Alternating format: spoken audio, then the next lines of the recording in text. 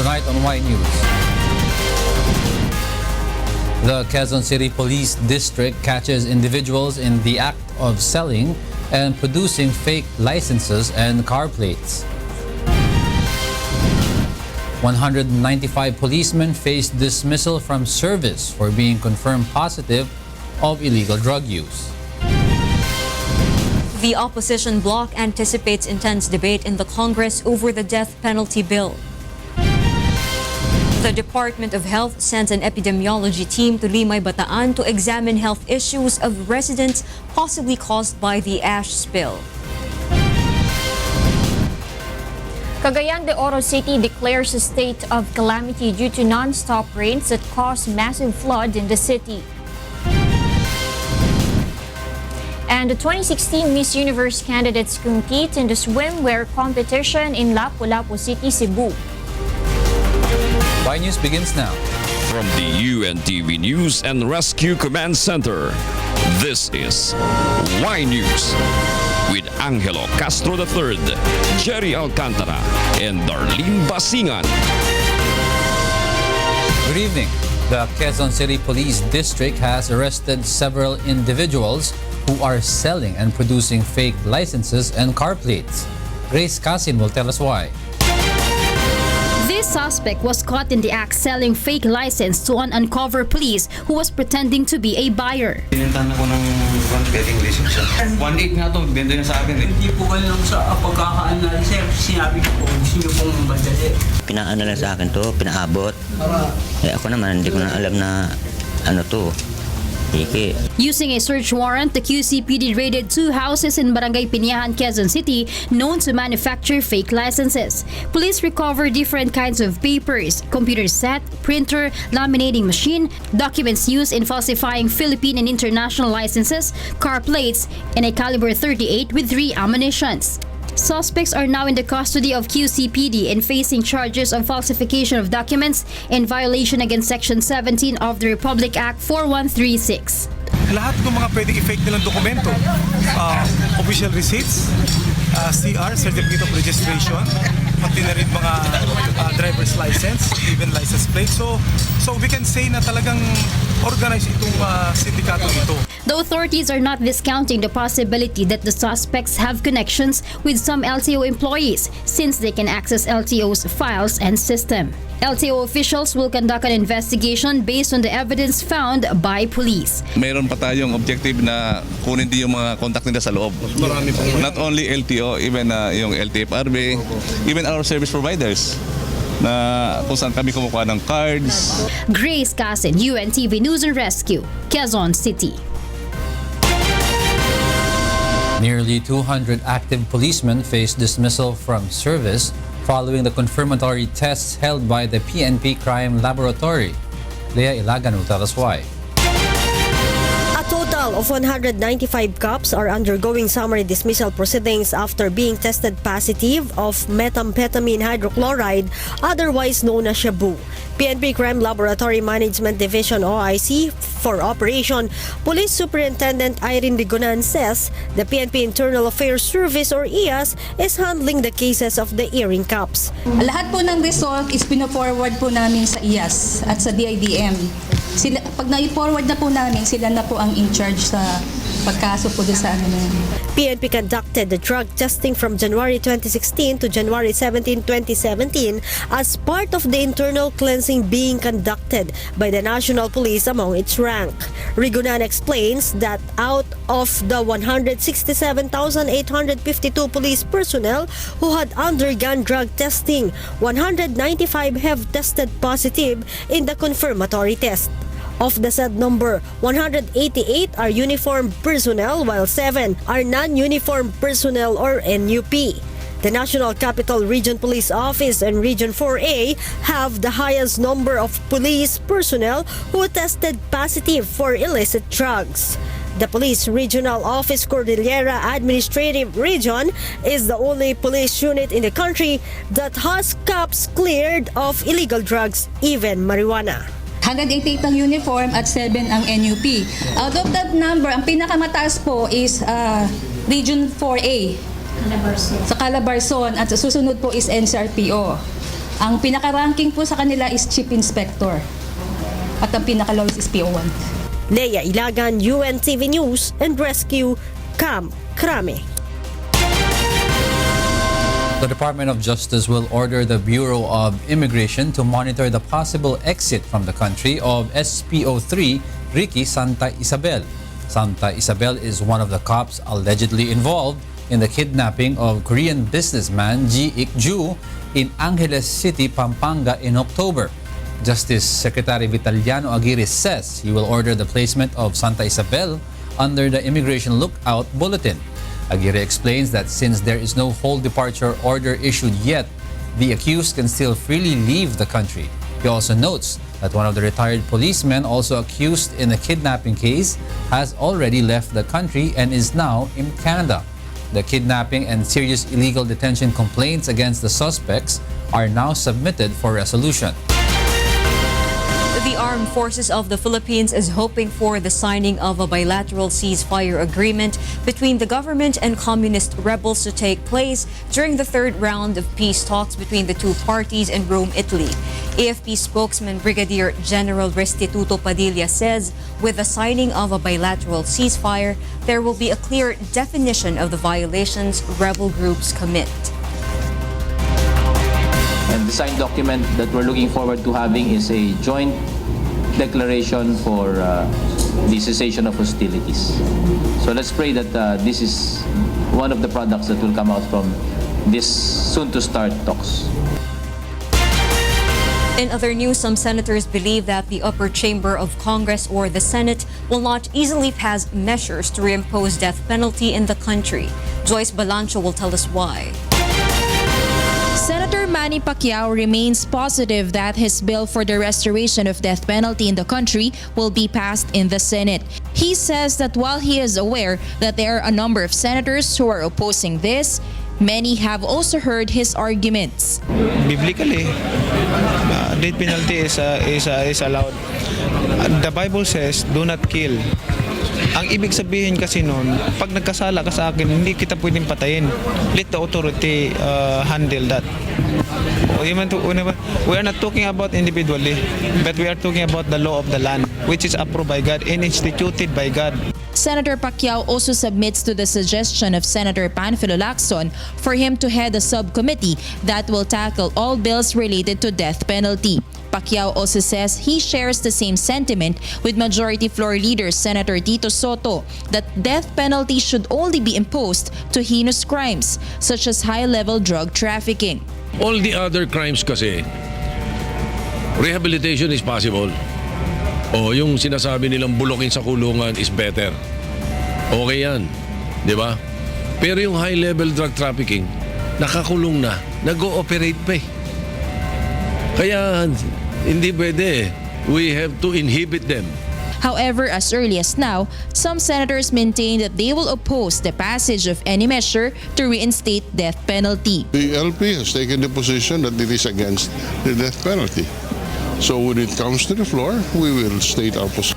Ano man ang klase ng krimen ay nandyan pa rin certain room for reformation and certain room for restorative justice. Senator Panfilo Lacson adds that the passage of a controversial measure in the Senate will not be as easy as it is in the House of Representatives. Mahirap basahin yung mga naandito sa Senate. Alam mo naman dito, 24 republics, iba yung usapan dito. Hindi pwedeng magbotohan based sa usap-usapan lamang. No? Dito sa Senado kasi, all 24 of us would like to be heard and would like to argue. Senate debates on the proposed reimposition of death penalty in the Philippines have started as early as the 9th Congress, and the measure has not been passed due to conflicting opinions of lawmakers. Now, the stand of the higher chamber will be once again tested because while there are many oppositions on the matter, the reimposition of death penalty remains to be one of the priorities of the Duterte administration. Joyce Balancho, UNTV News and Rescue, Senate of the Philippines. Opposition lawmakers are expecting long debates and possible delays in the passage of the proposed reinstatement of death penalty in the country. Nel Maribuhok will tell us why. penalty bill is expected to be included in plenary agenda of the lower house of Congress any day. According to Congress opposition bloc, it is possible that about 50 lawmakers will interpolate or question the bill before the plenary. It is also expected that the debate on the controversial proposal will take longer than expected. Albay Representative Edsel Lagman says that during the 13th Congress discussion on the proposed abolition of the death penalty, it took them 3 weeks in the plenary before passing the proposal. If the voting will be a conscience vote, Lagman notes that the anti-death penalty lawmakers will surely win. As of now, if there would be a conscience vote, then definitely it will not pass. But the Speaker wants a party vote, which is a pressure vote. Their positions are based really on their strong personal convictions. The group is also looking for lawmakers from other organizations who may possibly support the opposition. We are also mobilizing civil society groups that would oppose the death penalty. Because of this, the opposition bloc believes that the proposed bill will not pass before the regular session ends. However, House Speaker Pantaleon Alvarez believes otherwise. I am very confident na ipapasa ko. Meron tayong coalition, meron tayong supermajority. Kung meron mga lilihis doon, siguro mga 5 or 10. The leadership of Congress believes that the debates will only take 30 session days for the passage of the death penalty reimposition bill. Nel Maribuhok, UNTV News and Rescue, House of Representatives. The Supreme Court orders the Department of Energy and the Energy Regulatory Commission to comment on the petition seeking to stop the implementation of their new policy, which may possibly affect the country's economy. Roderick Mendoza will tell us why. The Supreme Court directed the Department of Energy and the Energy Regulatory Commission to respond to the petition that seeks to stop the implementation of the retail competition and open access policy. Under the said policy, big power consumers are required to source their electricity supply from 23 retail electricity suppliers listed by the ERC. But the Philippine Chamber of Commerce and Industry opposed the new regulation and has asked the High Court to issue a temporary restraining order. The court directed the respondent to submit their comment to the petition of Representative Umali within a non-extendable period of 10 days from notice. PCCI explains the policy is unconstitutional as it violates their right to due process and equal protection, among others. The local businessmen also warned this could result to higher electricity costs that could translate to increase in prices of goods and services. This is why they are asking the SC to nullify the circular and resolutions issued by DOE and ERC to implement the new policy. As imposed by ERC, big power consumers have until next month to enter into a supply contract with accredited retail electricity suppliers. Roderick Mendoza, UNTV News and Rescue, Manila. The debates and deliberations on the proposed revision of the 1987 Constitution may start by the middle of the year. Nel Maribuhok will tell us why. The lower house still awaits the draft proposal of the Constitutional Commission on the move to amend the 1987 Constitution. House Speaker Pantaleon Alvarez says if the appointments of President Duterte will be completed this month for the members of CONCOM, it is possible that the Congress may convene in the middle of the year.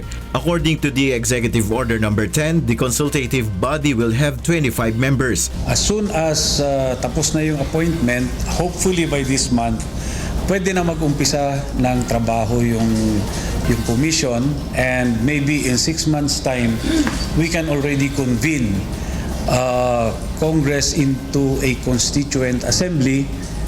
Alvarez expects that all provisions under the 1987 Constitution may possibly be amended. Magpapalit tayo ng form of government, no? From a unitary to a federal setup. So, depende yan sa i-recommend ng Constitutional Commission. The proposed charter change is included in the priority bills of the lower house. Nel Maribuhok, UNTV News and Rescue, House of Representatives. Next in Y News. DOH epidemiology team leaves for Limay, Bataan to examine health issues of residents in line with the ash spill. The Philippine National Police sets to impose mandatory training on gun proficiency among its personnel to avoid accidents during operations. And TESDA collaborates with private organizations to address shortage of skilled workers in the Philippines construction industry. Y News will be right back.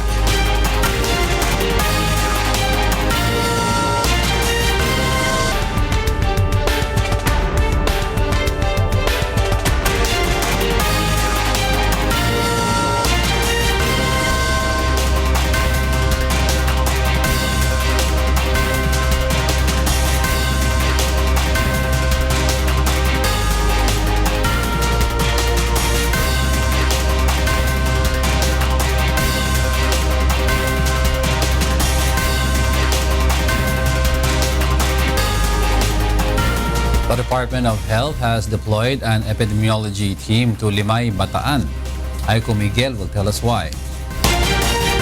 The Department of Health, or DOH, has started to conduct a preliminary investigation to confirm if the illnesses of the residents in Limay, Bataan are caused by the ash spill. Pagpapadala ng isang team mula sa Epidemiology Bureau kasama ang team sa regional office dyan sa Central Luzon para i-verify, tukuyin ang mga nilalaman ng mga report na kung saan may kababayan tayo dyan sa Limay, Bataan na nagkasakit di umano matapos magkaroon ng exposure sa coal plant o iba pang maaring maging pinanggalingan ng kanilang mga nararamdaman. DOH has also received reports from its regional health office about the high number of Limay residents having coughs and skin rashes. This prompted the health department to advise the residents about the tests that it will conduct to determine the cause of their illnesses. Una, magkakaroon ng listahan ng mga nagkaroon ng karamdaman o nagkonsulta. Pangalawa, i-verify itong mga karamdamang ito. Pangatlo, magkakaroon ng survey, interview. Kasama na dyan ang paghahanap ng linkage tungkol doon sa nararamdaman nila at sa mga maaaring dahilan kung bakit sila nagkaroon ng ganong problema sa kanilang kalusugan. DOH noted that the Department of Environment and Natural Resources will use the results of the said preliminary investigation as one of its bases for deciding on whether or not to order the closure of some coal-fired power plants and other power plants that spew out ash. The probe is also part of an effort to determine whether or not to impose sanctions or penalties to individuals or companies liable for the reported increase in the number of cases of respiratory illnesses following the opening of the Petron plant in 2013. The epidemiology team is expected to release the result of its tests next week. The Department of Health says it needs to follow the proper protocol in determining the cause of the illnesses contracted by some residents in Limay, Bataan. Despite this, DOH assures it will immediately release the results of their investigation to prevent the residents' further exposure to possible health hazards. Aiko Miguel, UNTV News and Rescue, Department of Health. The newly installed AFP West Mindanao Commander Major General Carlito Galvez Jr. vows to intensify military operations against terror groups in Western Mindanao. Brian De Paz will tell us why. Forces Chief of Staff General Eduardo Año emphasized that the primary mandate of the new West Mincom head is to achieve the goal of the directive of President Rodrigo Duterte to eradicate bandit groups in Mindanao, particularly the Abu Sayyaf group. May utos ng Presidente, tapusin natin na lang teroristang grupo dito sa Western Mindanao. Lalo na yung Abu Sayyaf.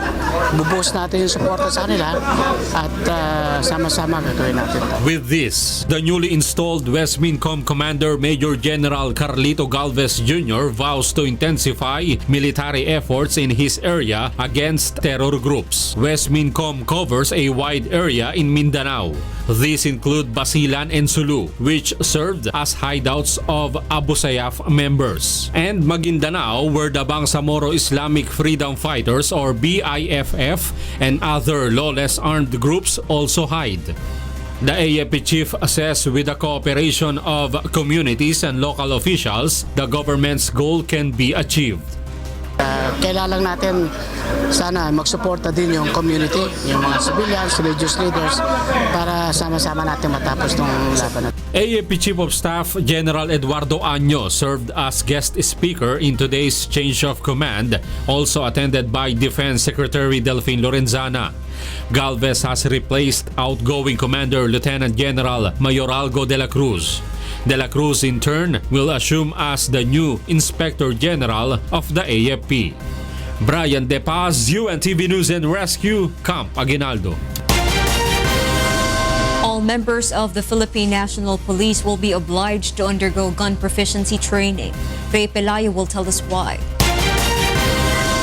Police Deputy Director General for Administration Francisco Oyami Jr. supports the gun shooting competition the PNP organizes in various regions in the country. However, General Oyami says it's not only the cops joining competition who should undergo gun training, but all men of the Philippine National Police. In line with this, the leadership of the PNP will oblige all members of the police force to undergo gun training to avoid accidents due to lack of training in proper handling and firing of guns. Kinakailangan talaga mag-practice din sila na mag-shoot kasi we do not know kung kailan may mangyari. Tapos yung pala yung tao mo na kulang sa practice ang nandun to respond. Oyami cites as an example of the death of a child hostage in Pasay City who was accidentally shot by cops who responded to the incident. Nung inumpisan ng tusukin ng suspect yung bata, lahat sila nagpaputok. At dahil hindi magaling sa paggamit ng baril, maraming nakatama doon sa suspect, pero natamaan din yung bata. And namatay yung bata. Namatay din yung suspect. But according to autopsy, ang nakapatay doon sa bata ay hindi yung tusok ng suspect, kundi yung tama ng mga pulis. Officials of the PNP Calabarzon meanwhile support the gun proficiency training among their ranks. Dapat lahat ng mga kapulisan ay marunong kahit pa paano, marunong pumutok. Once na tinutok niya yung baril, yung gusto niya tatamaan, yun ang dapat na tatamaan. General Oyami was the guest of honor in the 3rd Regional Directors Cup gun shooting competition held in Cabuyao, Laguna. Ray Pilayo, UNTV News and Rescue, Philippines. The Supreme Court has ordered the Judicial and Bar Council together with the Office of the Solicitor General to comment on the voting rights issue within the council raised by House Justice Committee Chairman and Oriental Mindoro Representative Reynaldo Umali. The Senate of the Philippines and the House of Representatives were directed to give their position as well. In his petition, Umali questioned the non-inclusion of his votes in JBC deliberations for the short list of Supreme Court nominees, as only the votes of Senator Richard Gordon, his counterpart in the Senate, were counted. Umali further said that the House of Representatives should be given one vote in the council. In its 2012 decision, the Supreme Court struck down the practice of allowing two members of Congress to vote separately in JBC deliberations as unconstitutional.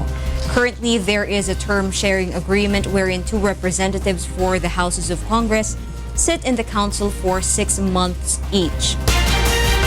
As the country welcomes more investors, the demand for skilled construction workers continues to increase. Ray Pelayo will tell us why. TESDA Director General Giling Mamunjong believes that more investors are coming to the country, which means more opportunities are being opened for job seekers. For this reason, TESDA and the Philippine Chamber of Commerce and Industry, or PCCI, have signed a memorandum of agreement allowing the agencies to collaborate in aligning skilled workers with the needs of industries and employers. PCCI's list of in-demand skilled workers are related to tourism, bookkeeping or accounting, and even construction. May mga skills na kailangan na hindi naman lahat. Although, kaya minsan we use a broad brushstroke o construction worker ka. But if you break it down, ang dami mechanical, engineering, masonry. TESDA is thinking of a 20% increase in salary for construction workers to solve the problem of scarcity. The Department of Labor will just have to talk to the industry, yung mga contractors natin, na medyo taasan yung sweldo ng mga construction workers. That will motivate them and encourage them to work in the industry. The Associated Labor Union said skilled Filipino construction workers are enticed to work abroad because they get a minimum daily wage of $16 plus allowances for housing and food. TESDA is now conducting skills mapping to measure the skills demand in different parts of the country. They also seek additional fund to extend their services to more scholars. Ray Pilayo, UNTV News and Rescue, Taguig City.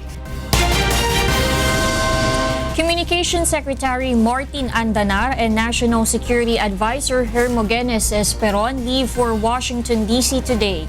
Aga Kaakbay will tell us why. Communications Secretary Martin Andanar and National Security Advisor Hermogenes Esperon left for the USA this morning. Secretary Martin Andanar says they are part of the Philippine delegation who will attend the inauguration of President-elect Donald Trump on January 20.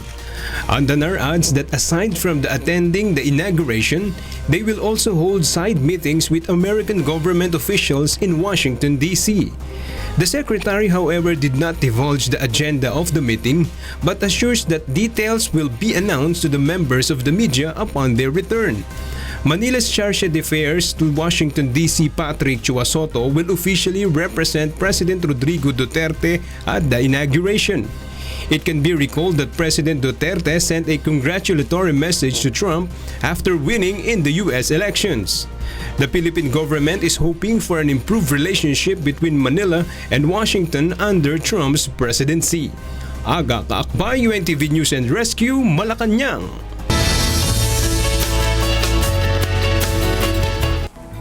The Philippine Atmospheric, Geophysical and Astronomical Services Administration or PAG-ASA reports that heavy rains that may trigger flash floods and landslides will be experienced in Caraga region and eastern Visayas. Light to moderate rains are expected over the rest of Visayas and Mindanao. Due to the northeast monsoon, cloudy skies with light rains will also be experienced in Cagayan Valley, Cordillera and the province of Aurora, while isolated light rains will prevail over Metro Manila and the rest of Luzon. More than 1,000 residents evacuate in eastern Visayas. Meanwhile, the local government has declared a state of calamity in Cagayan de Oro City. Aiko Miguel will tell us why. Cagayan de Oro has been placed under a state of calamity due to several hours of non-stop rains, which resulted in massive flooding. More than 1,000 families from various towns and cities are evacuated due to floodings in their areas. Cagayan de Oro City Council is still determining the total damages caused by the bad weather condition. Let us not be complacent kasi ito ay magpapatuloy hanggang sa Lunes. Yung mga catch basins, yung mga tabi ng ilog, tabi ng mga coastal areas. Ingat po tayo. The local Disaster Risk Reduction and Management Council in Eastern Visayas calls on residents in low-lying areas to take extra precaution against possible landslides and flash floods. The Office of the Civil Defense reports that there are 1,169 individuals now in evacuation centers across the region. Most evacuees are residents of Samar and Ormoc City.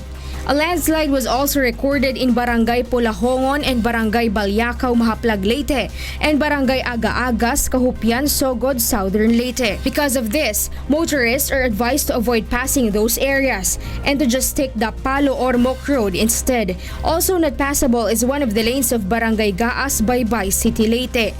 OCD Regional Director Edgar Posadas says the gale warning for small vessels is not yet lifted. Meron tayong nakataas na gale warning signal ngayon sa probinsya ng Samar and Leyte. However, kahit na pinagbabawal yung paglayag ng 250 gross tons of sea vessel, tinanong natin ng Coast Guard, wala tayong cancellation of fast crafts. No? Aiko Miguel, UNTV News and Rescue, Philippines. Coming up, Thailand's tourism industry tumbles following government crackdown on cheap package tours for holiday makers. Wish 1075 Music Award celebrates a new generation of world-class Filipino talents. And 2016 Miss Universe candidates compete in the swimwear category and head to Baguio City for a float parade tomorrow. More from Y News after this break.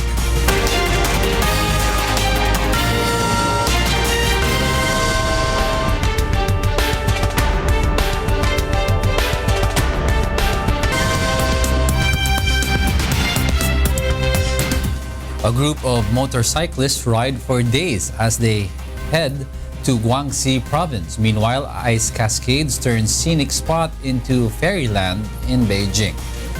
Dulce Alarcon will tell us why. Not so renowned as many A's national tourist attractions, a quiet valley in Beijing's southern suburb is taking advantage of winter cold and drawing visitors with its unique crystal cascades. At the entrance to the Sanchuan Gorge scenic spot in Mantugao district, an arch shape in an artificial cascade made an ice-covered vines overwhelms the visitors. Along with this artificial one, there is a natural ice cascade in deep mountains. On the way there, visitors are treated with an eye-catching view that's floating water under ices. Meanwhile, migrant workers in China's Guangxi Zhuang Autonomous Region are returning home by motorbikes for the Spring Festival family reunion. But the army of motorcyclists has added to the pressure on the already snarled roads. The large number of such migrant workers began to diverge toward different directions in Guangxi on Tuesday after entering the Wuzhou city from neighboring Guangdong province, making the local road traffic hardly bearable. Local traffic police have to dedicate a special lane in some sections to the motorcyclists to ensure their safety. The practice of returning home by motorbikes started in 2013.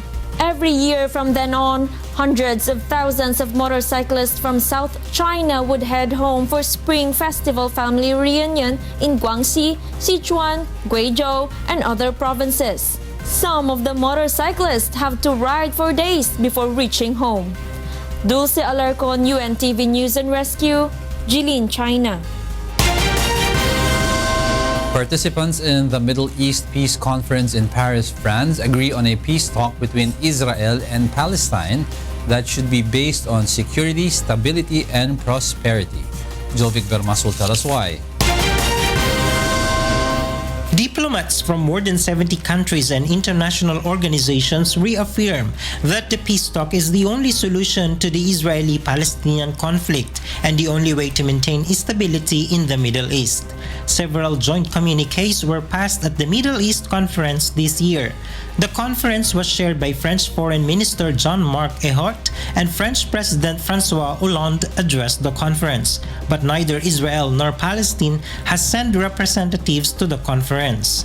Another meeting on Middle East peace is planned by year-end to review initial progress of diplomatic efforts to end the Israeli-Palestinian conflict. French Foreign Minister Ayrault urges the international community to bring Israelis and Palestinians back to the negotiating table. En tout cas, la France, c'est un pays indépendant qui est attaché au multilatéralisme, qui est attaché à la voie de la négociation pour obtenir la paix. Et nous avons constaté aujourd'hui qu'elle n'était pas seule, qu'elle était accompagnée par beaucoup, qui justement s'inquiètent que seul le rapport de force jouerait désormais, soi-disant, pour régler les conflits. Les rapports de force, ils existent, mais en même temps, toute l'histoire montre que la voie de la diplomatie, la voie de la négociation, elle prend souvent du temps, mais que c'est la seule à la fin qui paie. Analysts say the instability in the Middle East has led to massive influx of refugees into Europe and a surge in terrorist activities that are troubling many European countries. By mediating between Israel and Palestine, France wants to play a bigger role in international affairs and to relieve burdens the European countries are facing, according to analysts. However, both Israel and Palestine refused to attend the conference. Israeli Prime Minister Benjamin Netanyahu said earlier that he would like to meet Palestinian leader Mahmoud Abbas and have a face-to-face discussion, while Palestine appreciated France's effort and said that the Paris conference is a good chance for realized peace in the Middle East. Jovic Bermas, UNTV News and Rescue, Europe. Chinese hotel bookings to Thailand have tumbled ahead of the Lunar New Year. Kat Dumaraos will tell us why. Tourism is increasingly important for Thailand, given that growth lags other Southeast Asian economies. But a crackdown on cheap package tours, specifically the $0 package tours for holiday makers in September, affected tourists by numbers and the country's revenue. And there is little sign of recovery ahead of the January 28 to February 2 Lunar New Year holiday. TriStar Floating Restaurant Corporation Limited, the owner of Chao Phraya Princess Cruise, which cater dinner cruises, has 6 cruise ships, but now operates only 1. เรามีจำนวนเรือทั้งหมด6ลำนะซึ่งปัจจุบันนี้นะก็เรือที่เราออกให้บริการก็เหลืออยู่ประมาณแค่1ลำนะเนื่องจากนักท่องเที่ยวลดลง6-65% นะ $0 tourists pay everything up front. Operators cut any cost they can, while tourists are sometimes cajoled into buying overpriced souvenirs, so the company earns commission. Those are the practices Thailand wants to stop. But the government's insistence on a minimum 1,000 baht or $28 per night charge for package tourists had made Thailand uncompetitive for many Chinese visitors. Thailand nonetheless forecasts that Chinese tourist numbers will recover to reach 9 million by the end of 2017 to just top last year's total. But for those whose livelihoods have been affected, improvement cannot come soon enough.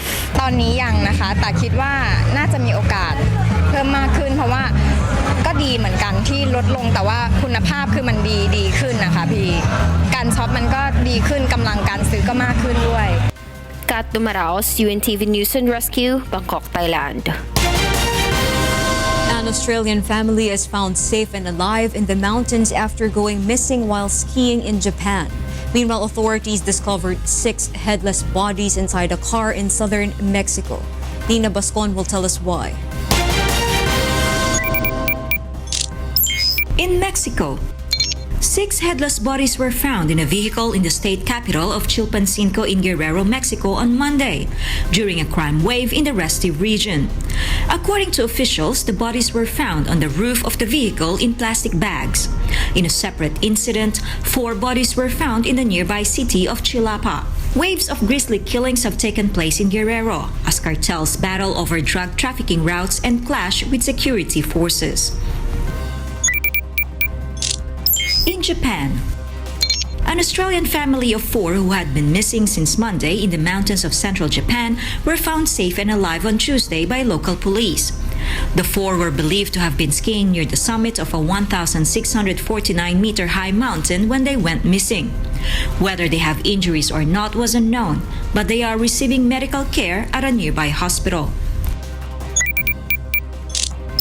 And in Australia, Australia's Movie World theme park had its second passenger evacuation within a week after the Wild West Falls Adventure ride stopped on Monday.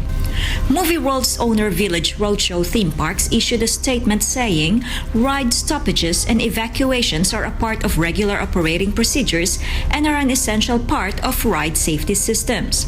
Village Roadshow said there was no risk to guests. Nina Pascon, UNTV News and Rescue, Melbourne, Australia. A new record has been set at the Vendée Globe race. Meanwhile, the Chicago White Sox welcomes U.S. President Barack Obama to the Cubs family. Aaron Romero tells us why.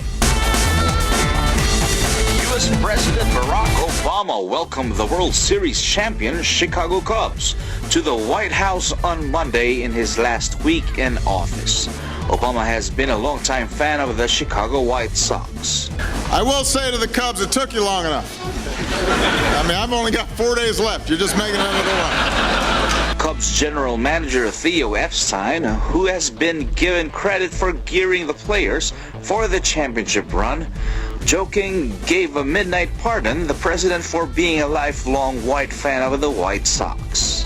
We have taken the liberty here today of offering you a midnight pardon for all your indiscretions as a baseball fan. And so we welcome you with open arms today into the Cubs family. The Cubs had a remarkable journey in the past season, which concluded with a spectacular comeback in the World Series versus the Cleveland Indians. In Motor F1, Brazilian racer Felipe Massa rejoins Williams after retiring at the end of the last season. He has agreed a one-year contract and takes on the seat previously occupied by former teammate Valtteri Bottas. 35-year-old Massa is a former race winner with Ferrari and a 2008 World Championship runner-up.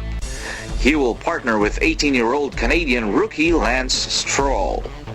On the other hand, Finnish driver Valtteri Bottas will replace retired Formula One world champion Nico Rosberg at Mercedes this season, the Williams team announced on Monday. Meanwhile, Great Britain's Alex Thompson breaks the world record for the greatest distance sailed solo in 24 hours on his racing yacht Hugo Boss in the non-stop Vendée Globe round the world race. The British yacht racer's 24-hour distance defeats the record of 534.48 nautical miles created by French sailor Francois Gabart in the 2012 to 2013 Vendée Globe race. Thompson is currently in second place in the Vendée behind French race leader Armel Leclerc. Leclerc and Thompson are expected to arrive at the finish in Les Sables d'Olonne, France on Thursday. Aaron Romero, UNTV News and Rescue, New York.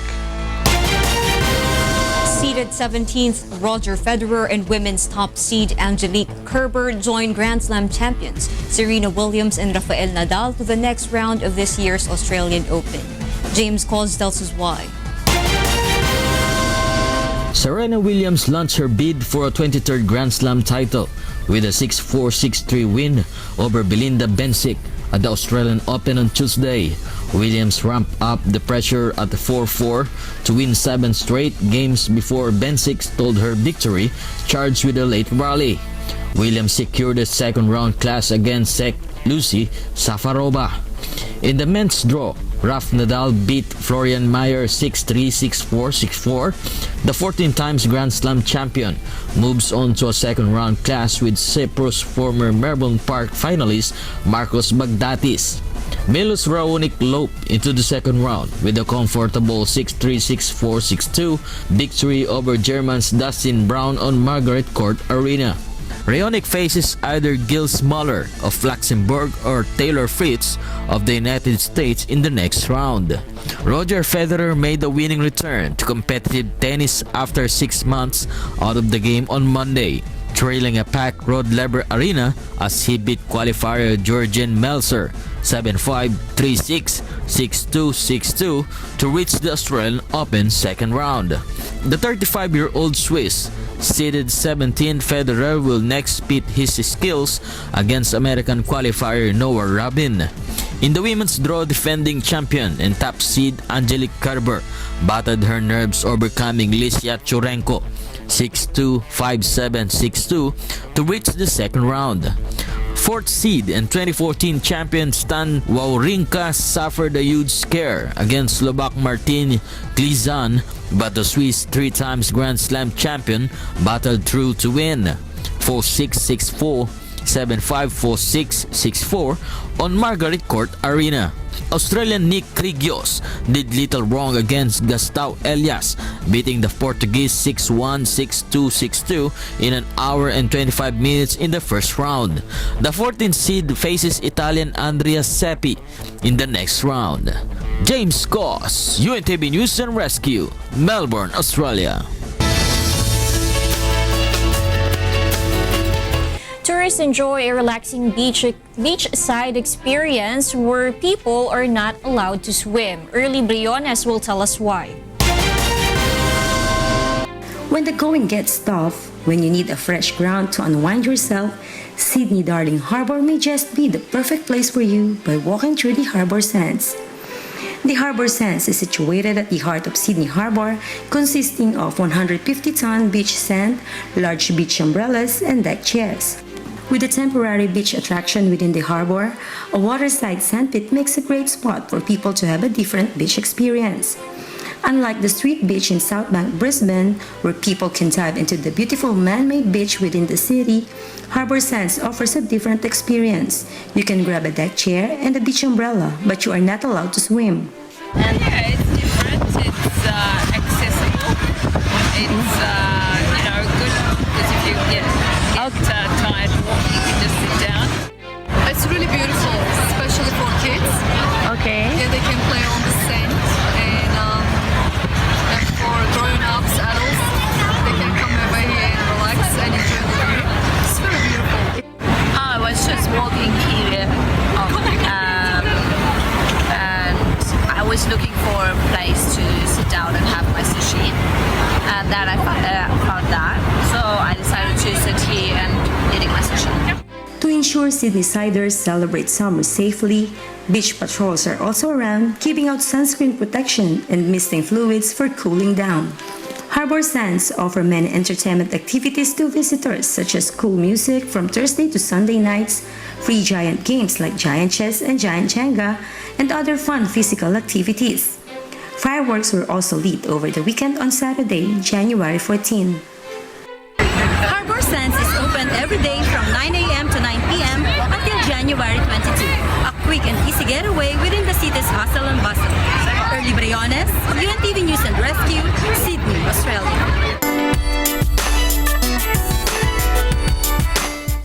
World-class artists are proud to take part in the collaboration of the next generation of Filipino talents through the Second Wish 1075 Music Awards last night. Monokson will tell us why.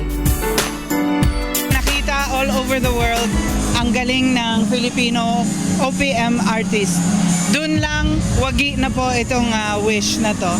Pangalawa, lahat ng mga kabataan na walang opportunity na makita in the mainstream, eto po, sumakay lang kayo ng bus at makikita na ang inyong galing. Judges in the Second Wish 1075 Music Awards are delighted with the big help and opportunity that Wish 1075 FM station gives to OPM artists. True to its advocacy, Wish FM serves as a venue to the unique singing prowess of Filipino artists, amateur and professionals.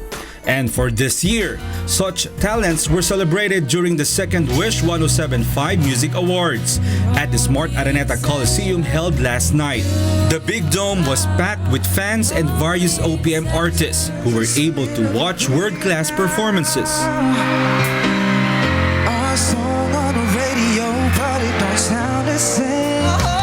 There'll be no sunlight if I lose you, baby. Just what you are, yeah, you'll smile to my face and rip the brakes out my car. Showtime, showtime, showtime, showtime. Look who's back again. Let me photograph you in this light in case it is the last time. This is my last night with you.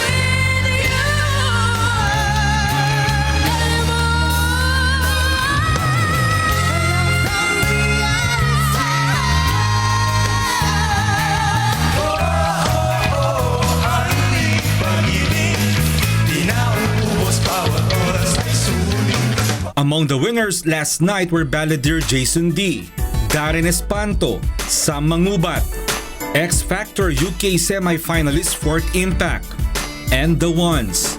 This year, the Wish 1075 launches the Wish-clusive Elite Circle, a group of OPM artists who have views not less than 10 million on the Wish 1075 YouTube page. A number of artists were given a bronze award for this category, which includes Morissette, Darren Espanto, and Bugoy Drilon. Overall, the next big diva, Morissette Amon, was the big winner of the night. I'm just really grateful po sa lahat po na nag-share po ng video ko, sa lahat na nakihugot. Maraming salamat. I would also just like to acknowledge, of course, kasi yung mga YouTube reaction videos, pinapanood ko din po sa bahay. In behalf of all the artists and all the performers, thank you so much once again, Wish, for letting us perform. Of course, the highlight of the Wish Awards is the 100,000 received by each chosen charitable institutions of every winner. It's amazing how this is a music award show with a lot of firsts. It's giving away awards for viral videos, giving away awards for views. But the biggest award that they're giving away is whoever the winner is, those winners get to pick a beneficiary for 100,000 pesos given by Wish. So that's the best thing about this. All the winners get to give away and help another kind of community. Mon Hokson, UNTV News and Rescue, Quezon City. Despite continuous rains, the Miss Universe 2016 swimwear competition still pushed through in Lapu-Lapu City, Cebu. Debre Veral will tell us why. Instead of conducting the activity outdoor, the Miss Universe 2016 organizers has decided to hold the pageant swimwear competition inside the Triton Ballroom of the J Park Island Resort and Water Park. Only 67 of all 80 candidates joined the swimwear competition. Early crowd favorites are Miss Colombia, Korea, Venezuela, and Guatemala. Philippines candidate Maxine Medina donned a silver one-piece swimsuit. After the swimsuit presentation, the candidates had a store visit at the SM Seaside Cebu, then to a runway fashion show at J Park Island Resort and Water Park. Meanwhile, about 2,000 cops and soldiers are deployed in Cebu City to ensure safe conduct of the international event. There is difficulty in accessing communication signal after the 3 huge telecommunication firms implement a cell site shutdown. 20 candidates of the 2016 Miss Universe pageant are expected to visit Baguio City for a float parade and city tour tomorrow. Debre Veral, UNTV News and Rescue, Cebu. Those are the reasons behind the news. January 17, 2017. I'm Angelo Castro III. Reasons we delivered to you as they unfold. I'm Gerry Alcantara. And I'm Darlene Basingan, because we need to know. We will always ask why. Thank you for watching. Bye News.